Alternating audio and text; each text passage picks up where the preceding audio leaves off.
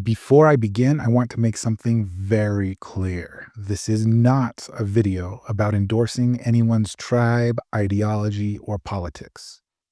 Not the left's version, not the right's version, and much less the internet's most extreme versions. I'm not here to praise or condemn personalities. I'm here to analyze why these movements are rising in the first place and why they resonate with people who feel unheard, misrepresented, or pushed into corners they didn't choose. What I'm attempting here is something almost nobody does, stepping outside the binary, outside the woke versus anti-woke script, outside the DEI versus anti-DEI script. For that reason, instead of using the usual loaded acronyms, I'm going to use a neutral term: Identity Management Systems, IMS, to refer to any system that elevates or demotes groups based on immutable traits. I'm critiquing a structure, not a side, and certainly not a group of people. My goal is to understand the psychological landscape that produced these movements and offer a third path for viewers who feel trapped between two extremes. I'm not repeating extremist claims. I'm not validating any specific ideology. I'm not attacking protected groups, and I'm not doing culture war theater. What I am doing is examining how meaning systems collapse and what fills the vacuum afterwards. If we don't talk honestly about that process, we can't understand why certain voices, some healthy, some toxic, draw entire generations towards them. So, whether you come from the world of traditional activism or from anti woke spaces or from neither, this is not an attack on you. This is an attempt to illuminate the architecture underneath these conflicts and to offer an alternative that doesn't rely on resentment, fear, or identity hierarchy of any form. If you stay with me, I think you'll see that the real story here is much bigger than one YouTuber, one ideology, or one political moment. So, this is going to be a somewhat new format. I'm essentially going to be riffing off of some notes I have from a video I watched from Dad Saves America, talking about Nick Fuentes and trying to dissect what's going on with him and why he seems to be gaining steam with some of the younger crowd today. I think that he actually does a good job, meaning Dad Saves America. He makes a legitimate attempt to understand Nick Fuentes' young male anger, identity politics, and he gets a lot of the causes correct. But he misrepresents Nick, and he doesn't understand some of the generational claims that he seems to care about.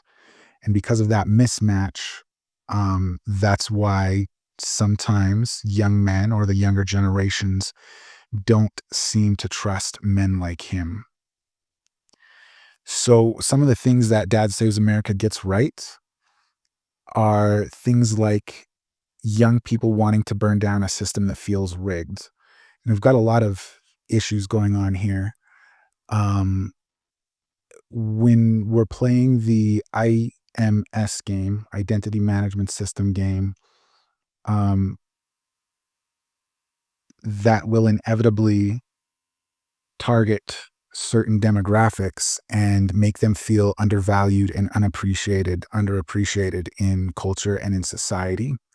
And then we layer on top of that some of the economic difficulties that we have going on right now. And in a lot of ways, the script that this younger generation has been given feels broken and useless, and the game feels rigged. And so it's understandable that there would be a lot of frustration from young people wanting to tear down a system like that and see if they can't construct something a little bit better. And in particular, the male younger demographic has felt a lot of pressure from some of the framing of what's been going on in culture lately. Um, and they feel like they have been attacked for no fault of their own. They can't control um, the skin that they were born into, nor can they control the gender that they were born into. And some of those things among certain demographics have caused them to feel unnoticed and uncared about. And so the identity management system has created perhaps some perverse incentives, some suspicion, and some very real resentment from certain demographics. And so those are some of the things that Dad Saves America gets right, is some of the underlying causes or historical narratives that have brought us to this point in time.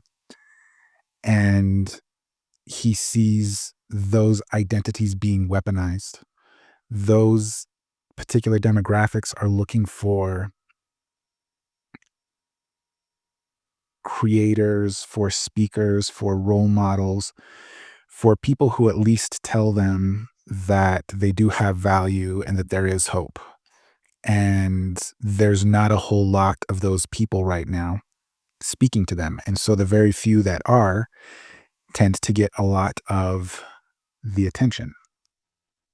One of the critiques that I have on Dad Saves America, I have watched a fair bit of his channel, is there is a little bit of an asymmetry of charity. And what do I mean by that?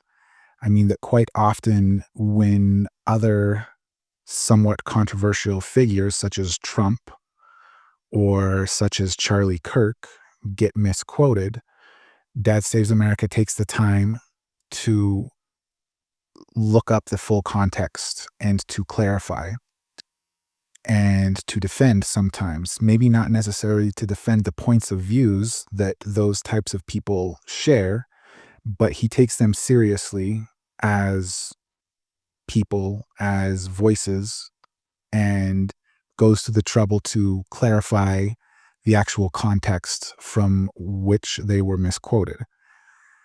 And so he gives that kind of pushback when people who he would consider peers are misrepresented. But with Nick, in this particular video that I watched, he repeats some of the stock accusations. He doesn't go back and look at the full context of where those quotes came from. He's not showing a whole lot of deep engagement.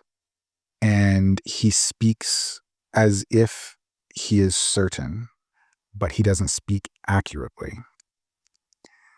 And so, from a younger person's perspective who has perhaps listened to a lot more of someone like Nick Fuentes, they see a larger context and they can recognize that those kinds of things are happening, that he's being misquoted.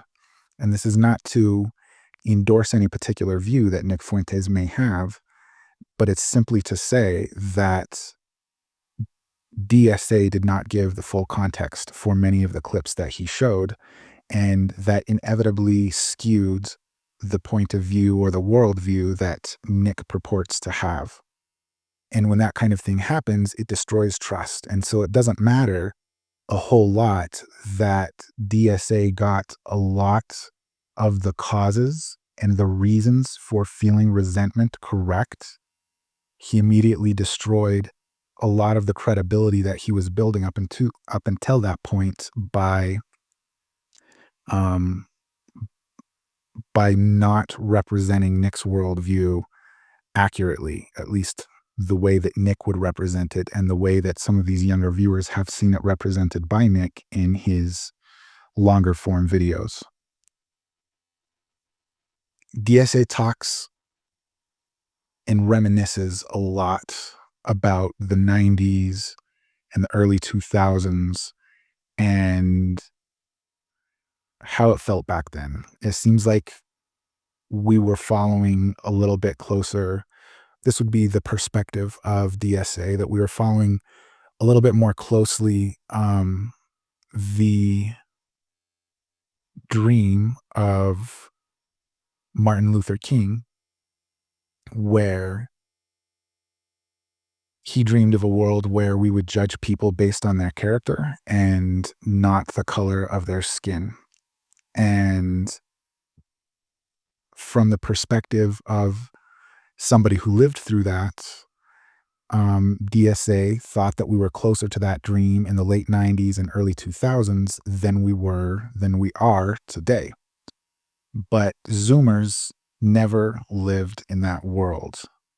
They grew up inside social media, algorithmic outrage, um, identity management systems as a default worldview, hyper politicized everything.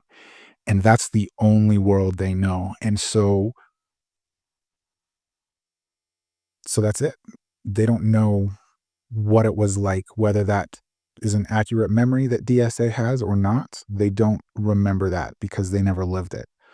All they know is how they grew up. And so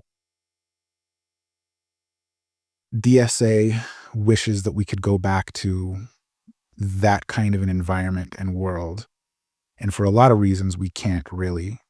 The internet accelerated a lot of the controversy and the IMS and things of that nature. And that's not a door that can be easily closed. And even if it were to be closed, we are now on a different trajectory because the younger generations don't have those memories upon which to model the future and try to get back to. They only know what they have lived and what point in time we are at and directions that we can go from here. And none of those directions is back to the 90s. So even if we reversed all of the identity management system rules and laws tomorrow, it doesn't erase live memory and doesn't allow us to go back to that period in time. In many ways, IMS, identity management systems, is a type of church. Over the last 20 to 30 years, maybe even a little bit longer, the United States as a nation has slowly taken religion in a traditional sense out of the equation. And as humans, we generally need some sort of meaning making system, something to give us a little bit of meaning in life, give us a little bit of direction, um, and get us off to a good start. And so just because we have outgrown religions, traditional religions in a sense, does not mean we have outgrown the need within ourselves to have some sort of a system or organization to give us that meaning. But a lot of us don't realize we have that need. And so when culture pushes certain narratives, such as IMS, it ends up replacing the old meaning making systems, the old religions, and becomes a sort of new religion. And it still has its sins and its sacraments and its heresy and its confession. And so to some of these younger male demographics, that is the only religious type system that they have known. It's the only institutional moral world that they've known. And it automatically casts a certain demographic as permanently guilty. And it's not because they did something, and it's not because of choices they've made. It's because of immutable characteristics that they inherited when they were born.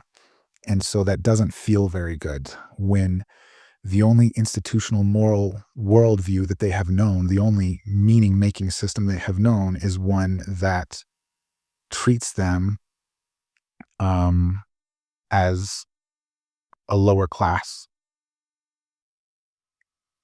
a system that rejected them. And so some of them, especially with newer, lesser censorship on some of the online platforms, Facebook, Instagram, X, have all loosened a lot of the censorship that has happened in the recent past, in the last 5 to 10 years. A lot of that is loosened. And so now some of these younger generations are using that door and walking through it. And so shit posting is kind of the new rebellion. A lot of it is unserious. Some of it is sincere, but all of it is amplified to infinity.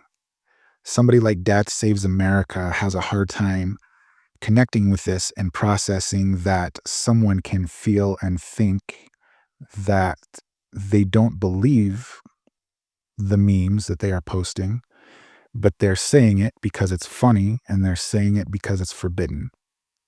To him, he sees creeds, and to them, they see weapons and tools. And so if you want to go back and take a look at one of my more concise videos, you can take a look at debug log 004, and you can get a little bit more context about this.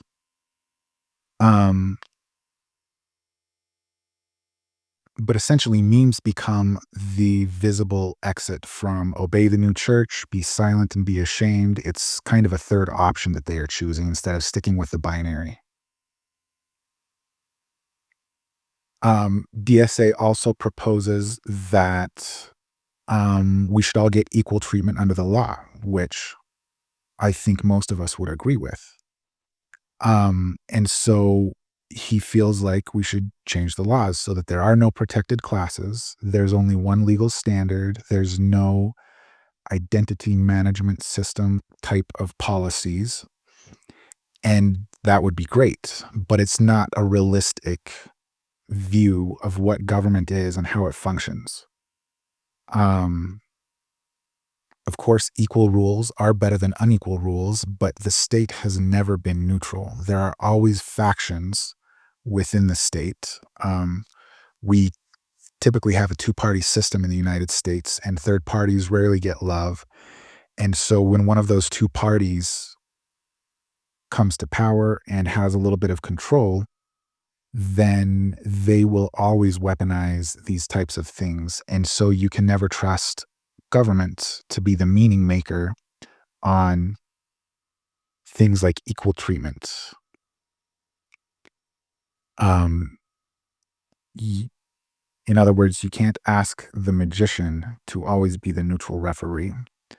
Even a perfect legal reset cannot erase this kind of generational memory, and it can't erase the kinds of bipartisan politics that we have.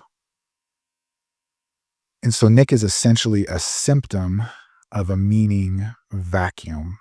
Like I said before, we have migrated away from traditional religions, but many of us are still seeking meaning. And that's why we tend to join up with these other tribes, is because they tell us meaning, morality, what the rules are, what we can and can't say. They give us that new structure to fill that need that many of us have.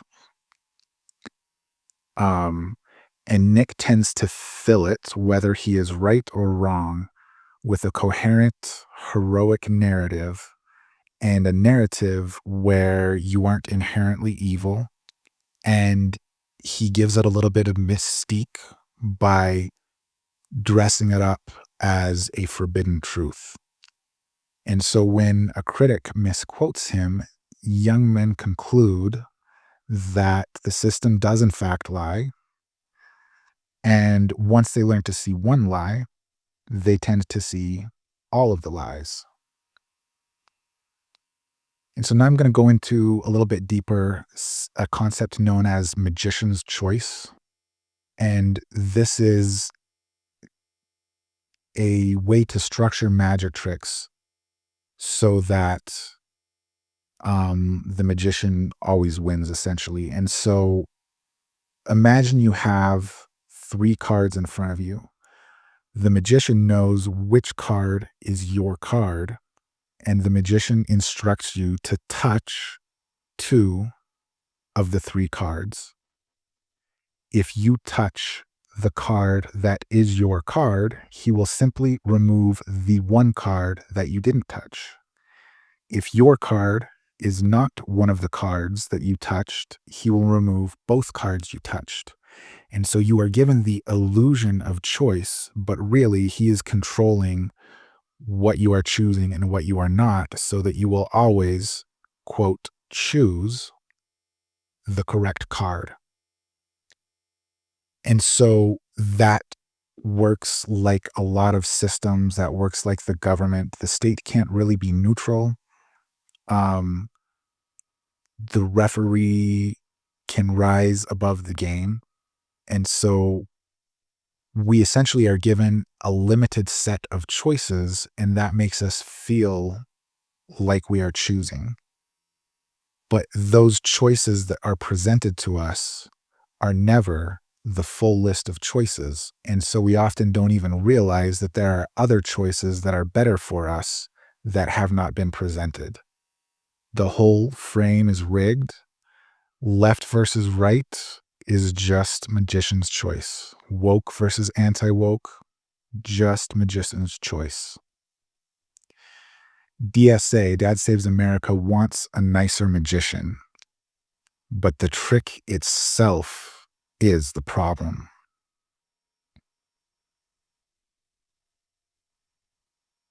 And so maybe the missing piece that we have today is an external meaning system. The state is always captured by one faction or another, and so they can't be trusted to make legitimate meaning that serves us instead of serving them. Corporations serve themselves and not us.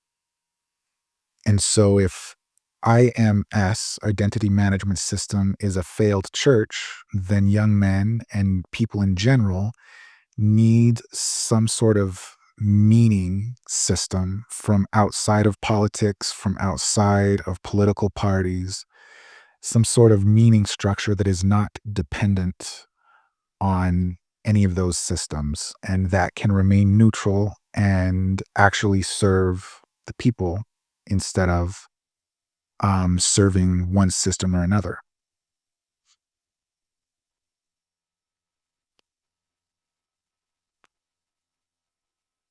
And so going back to Dad Saves America, he's right about the wound. He's wrong about the cure. You can't patch a spiritual fracture with a legal memo.